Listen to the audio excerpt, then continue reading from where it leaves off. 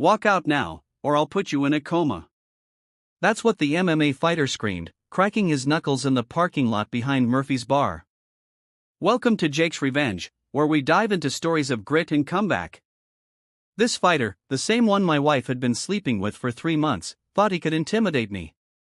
I looked at him, chest puffed out, muscles bulging under his tight shirt, like he was about to step into the octagon. Then I looked at Jessica, standing beside him, arms crossed, waiting for me to back down like some scared husband. My name's Calvin Briggs. I'm 38 years old, and I spent 14 years in special operations before coming home to Charlotte, North Carolina. I work construction now, building houses instead of neutralizing threats in places most people can't pronounce. But some habits never leave you, like reading a room, like knowing when someone's all show and no substance. She's finally with someone strong, Brock continued, stepping closer. His breath smelled like protein powder and cheap beer. Someone who can actually protect her. Want to know what happens when a cage fighter underestimates a veteran? Stick with Jake's Revenge to find out. I gave him a slight smile. Fighting in a cage is one thing. Spending 14 years neutralizing threats overseas taught me 53 ways to end a fight without breaking a sweat. He laughed, but I saw his eyes flicker. Doubt creeping in. Good. You think your little military stories scare me, he said, but his voice had lost some of its edge. I started unbuttoning my sleeves, rolling them up slowly. Not because I planned to fight him, but because I wanted him to see the scars. The ones from shrapnel in Kandahar. The burn marks from a chemical fire in Somalia. The knife wound from a close encounter in Syria that should have killed me but didn't. Brock's posture changed. His shoulders dropped just a fraction. Calvin, stop, Jessica said, her voice sharper now. You're making a scene. I looked at her. Really looked at her. The woman I'd married 6 years ago. The woman who used to trace those same scars with her fingertips and tell me she was proud of what I'd sacrificed for our country.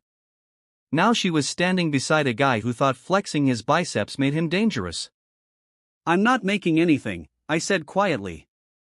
Just showing your boyfriend what real fighting looks like. Brock backed up a step, then another. This isn't over, he said. But we all knew it was. I walked to my truck, started the engine, and drove away. But as I pulled out of the parking lot, I saw Brock lean down and whisper something to Jessica. Something that made her nod and smile. Something that told me this wasn't about my wife anymore. This was about a man who thought he could intimidate a veteran and get away with it. He had no idea what he'd just started on Jake's Revenge. Jessica and I met at a coffee shop near the base when I was still active duty.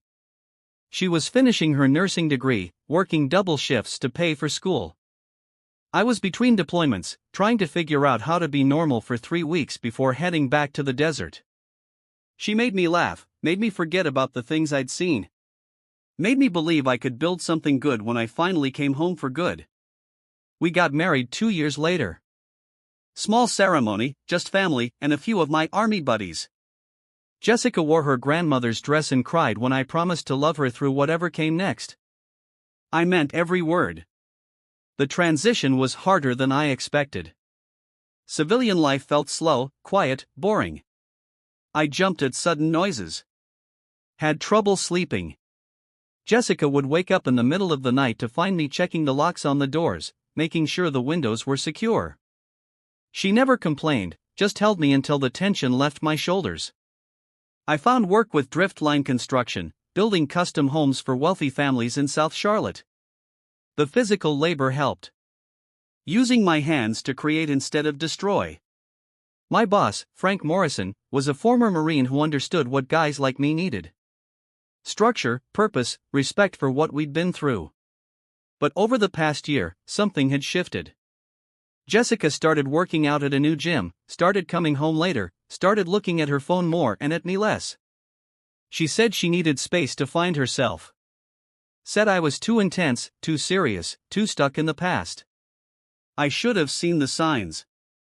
The way she flinched when I touched her. The way she avoided eye contact during dinner. The way she started picking fights about small things, like I loaded the dishwasher wrong or forgot to buy the right kind of milk. 3 months ago, she told me she was staying at her sister's house for a while. Needed time to think.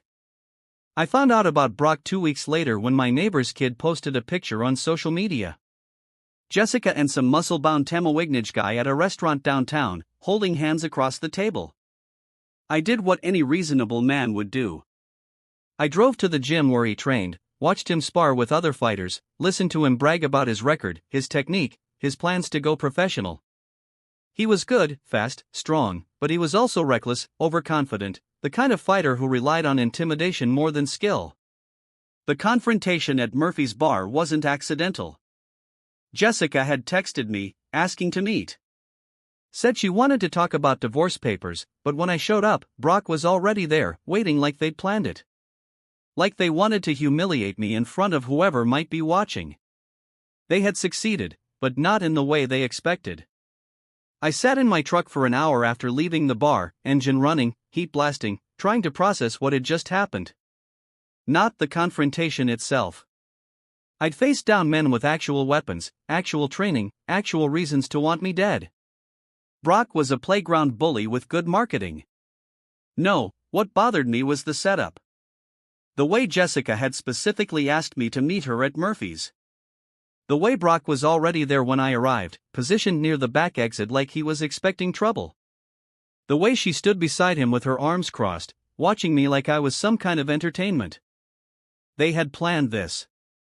My wife and her boyfriend had orchestrated a public humiliation. They wanted to see me back down. Wanted to prove to themselves and anyone watching that I was just another broken veteran who couldn't handle the real world. I pulled out my phone and scrolled through Jessica's recent texts. Can we meet tonight? I think it's time we talked about our future. Simple, direct. No mention of bringing backup. Then I noticed something else. In the reflection of the bar window, I'd seen Brock holding his phone, recording. The entire confrontation had been filmed. My chest tightened, not from anger, from recognition. This was an operation. They weren't just trying to hurt me.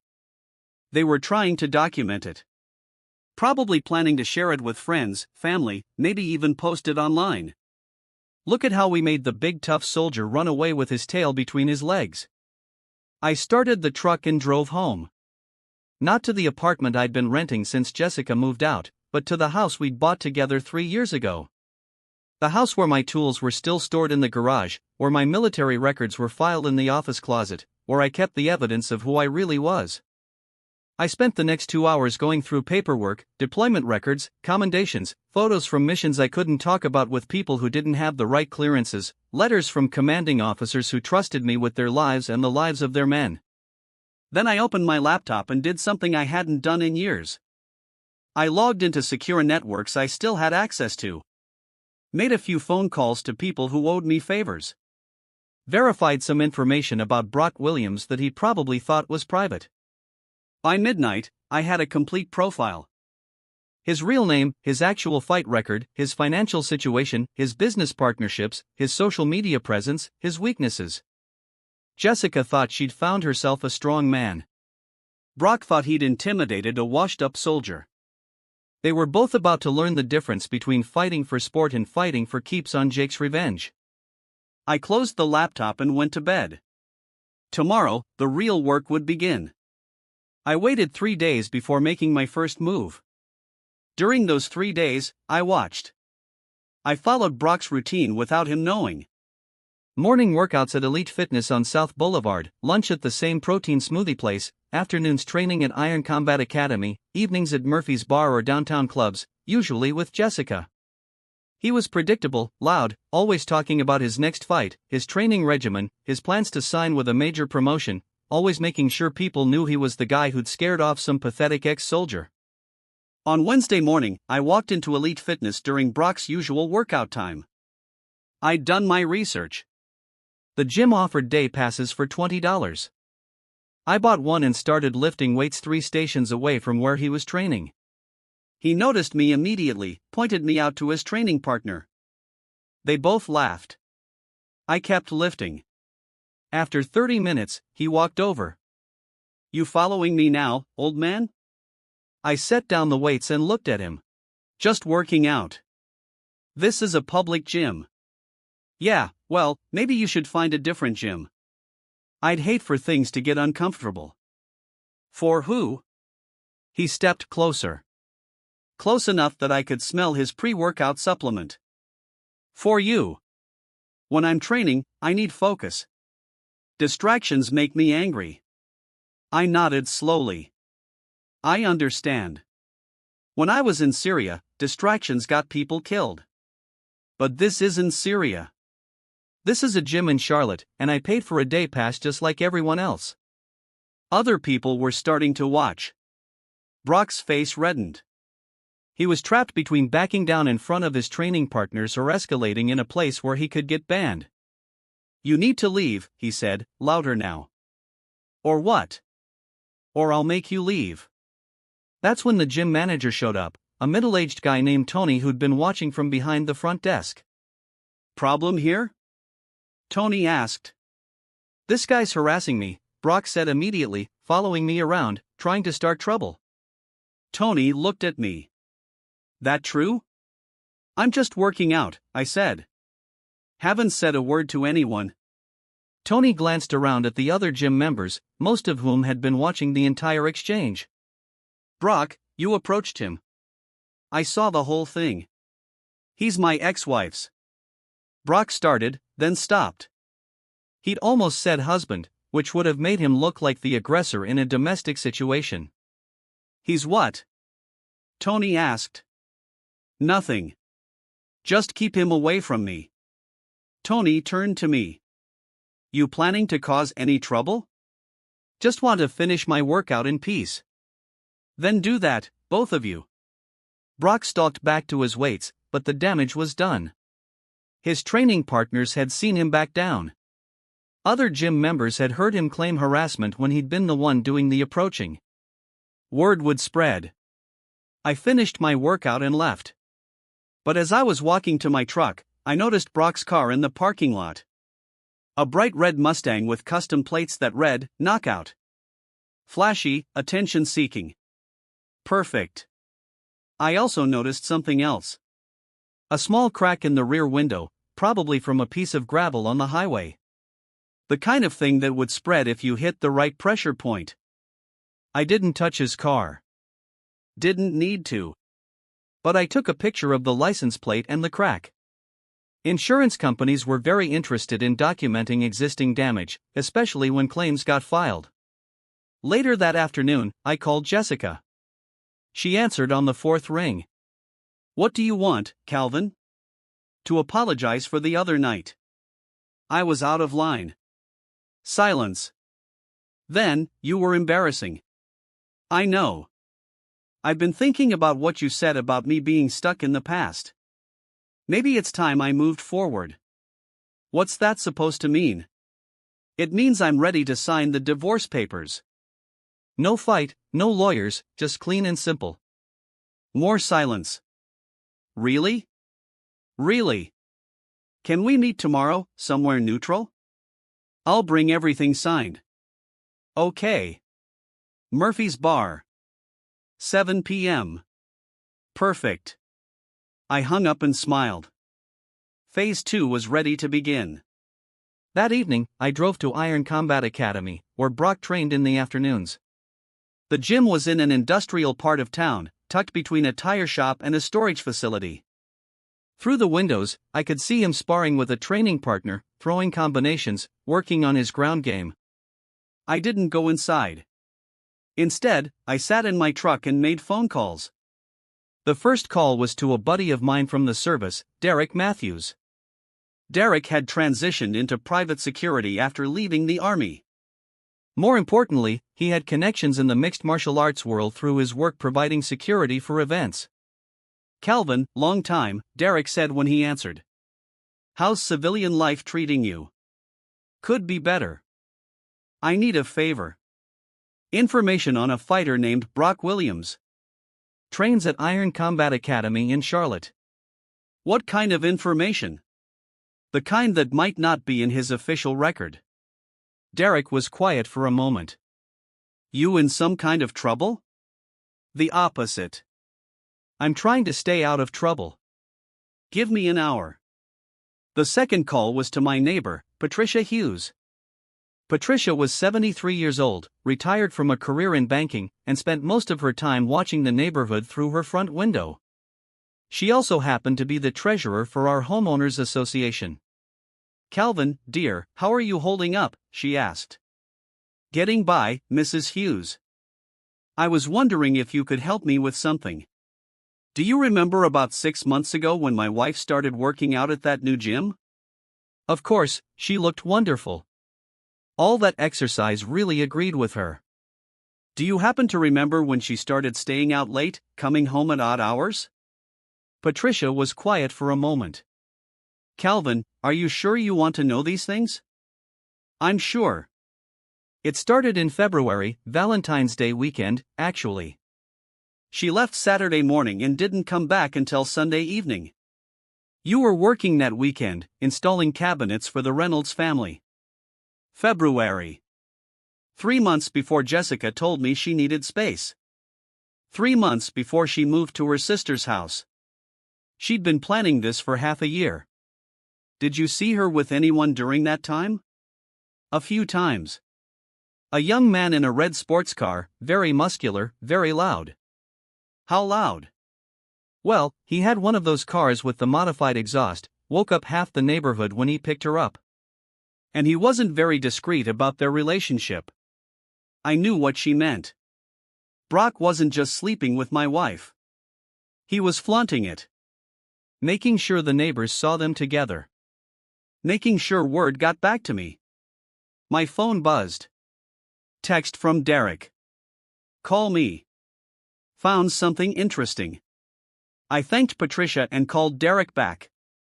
"Your boy's got problems," Derek said without preamble. Real name is Bradley Williams. Goes by Brock for marketing purposes. His fight record isn't exactly what he advertises. What do you mean? He claims to be 8-2 in professional fights. Actually, closer to 4-6 if you count the fights that didn't get official recognition. He's been padding his record by fighting guys who were way out of their league or by getting fights stopped early due to injuries that couldn't be verified. Anything else? He's been trying to get signed by major promotions for 2 years. Keeps getting turned down. Word is he doesn't have the skills to back up his mouth. But here's the interesting part. He's been posting videos on social media, claiming he scared off some Special Forces veteran who was stalking his girlfriend. Getting a lot of attention for it. So there it was. Brock wasn't just humiliating me for fun. He was using our confrontation to build his brand, to make himself look tougher than he actually was. Derek, how hard would it be to verify someone's military service record for someone with your clearance level? About 10 minutes. I'll call you back. I spent Thursday morning at the construction site, but my mind was elsewhere. Frank Morrison noticed during our lunch break. "You okay, Calvin? You've been distracted all week." Frank was one of the few people who knew about my situation with Jessica. He'd been through a messy divorce himself a few years back. "Just working through some things," I said. "Anything I can help with?" I looked at him. Frank was in his 50s, built like a brick wall, with hands that could crush a beer can or delicately install crown molding, depending on what the job required. He'd served 2 tours in Iraq and understood the unspoken code between veterans. "Maybe. You still have contacts at the newspaper?" "My brother-in-law works for the Charlotte Observer." "Why?" "I might have a story for him about stolen valor." Frank's expression hardened. Stolen valor was a serious accusation in our community. Men and women had died for the right to call themselves veterans. Anyone who falsely claimed military service was lower than dirt. Someone claiming to be something they're not? Maybe. I need to verify some information first. Let me know what you find. That afternoon, I used my security clearance to access military service records. It took exactly 12 minutes to confirm what I suspected. There was no record of anyone named Brock Williams or Bradley Williams serving in any branch of the United States military. But according to his social media profiles and gym biography, Brock claimed to be a former Marine who'd served in Afghanistan before transitioning to mixed martial arts. He'd been telling that story for over a year, using it to build credibility with potential sponsors and training partners. I screenshotted everything. Then I called Derek back. I need another favor. Can you get me contact information for the promoters who turned down Brock Williams? Probably. What are you planning? Just leveling the playing field. That evening, I showed up at Murphy's Bar 15 minutes early for my meeting with Jessica.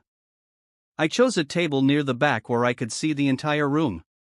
Old habits. Jessica arrived exactly on time, alone. She looked nervous. "Where are the papers?" she asked, sitting across from me. "Right here," I said, sliding a manila envelope across the table. "Everything signed. No contest.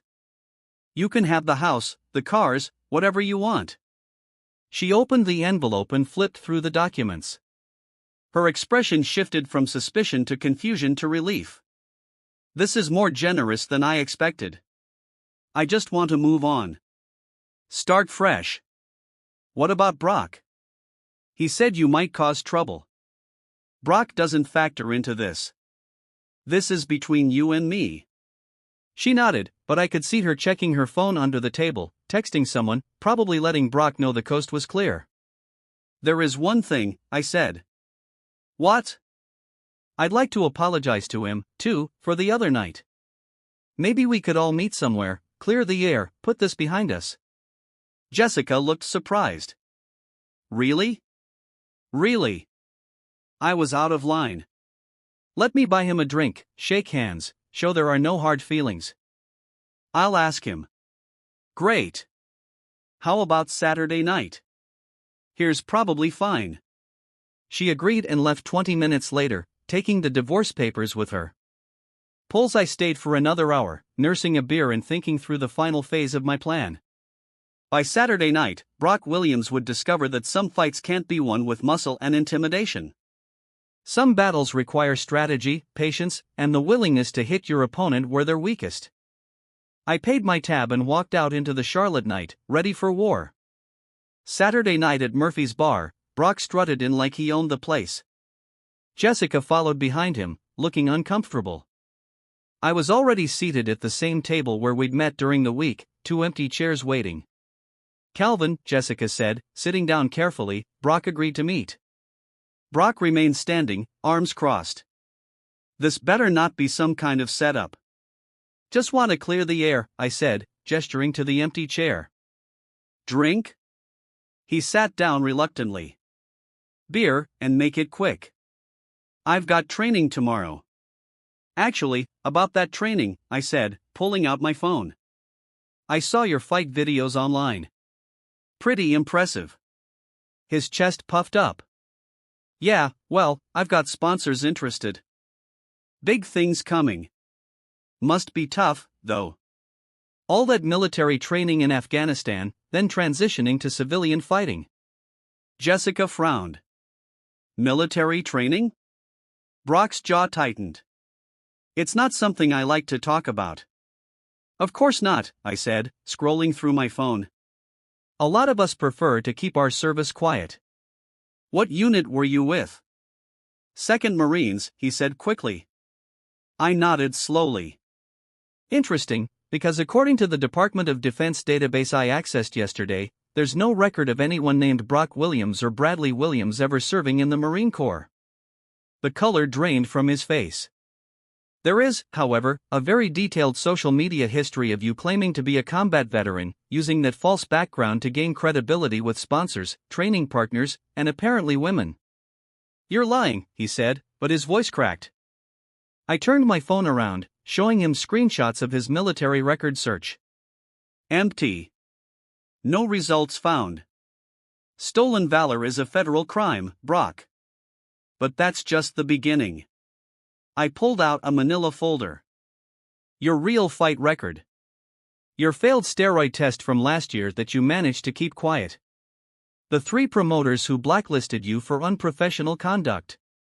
The gym membership fees you haven't paid in 2 months. Jessica was staring at him now. Brock, what is he talking about? And this, I said, producing my phone again. Video evidence of you threatening a United States veteran in this very parking lot, followed by you posting edited footage online to make yourself look tough. His face went from pale to red. You can't prove any of this. I don't have to prove it. I already sent everything to Frank Morrison's brother-in-law at the Charlotte Observer. Should be front page tomorrow. Local MMA fighter caught in stolen valor scandal. Brock lunged across the table. I was ready for it. Caught his wrist, applied pressure to a nerve cluster I'd learned in Syria, and watched him drop back into his chair, gasping. The difference between you and me, I said quietly, isn't that I'm tougher. It's that I know how to fight wars, not just battles. The Charlotte Observer ran the story 3 days later. Local fighters' false military claims exposed by veteran. The article included Brock's fabricated service record, his padded fight statistics, and quotes from 3 different gym owners who confirmed he'd been training on unpaid memberships. Within a week, Iron Combat Academy terminated his membership. Elite Fitness banned him permanently. 2 potential sponsors pulled their offers. The regional MMA promotion he'd been courting released a statement, distancing themselves from any association with stolen valor. Jessica filed for divorce herself after discovering that Brock had been using her credit card to pay for his training expenses. She moved back to her sister's house, but this time it wasn't temporary.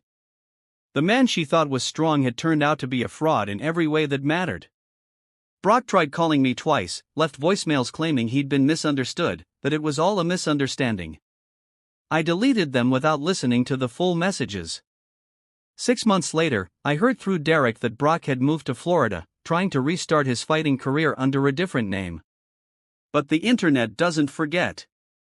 His reputation followed him wherever he went. I kept the house, found a new routine, started sleeping better. The hypervigilance that had defined my post-military life finally began to fade, replaced by something I hadn't felt in years. Peace. Frank Morrison offered me a partnership in driftline construction. Said he needed someone he could trust to help expand the business. Someone who understood the difference between building something and tearing it down. I accepted. On quiet evenings, I sometimes thought about that night in Murphy's bar, about the moment Brock realized that real strength isn't about muscles or intimidation. It's about knowing who you are and having the courage to defend it. Some fights are worth having. Others teach you that walking away is the strongest thing you can do. Thanks for joining us on Jake's Revenge, where we share stories of standing tall and fighting back. Subscribe for more.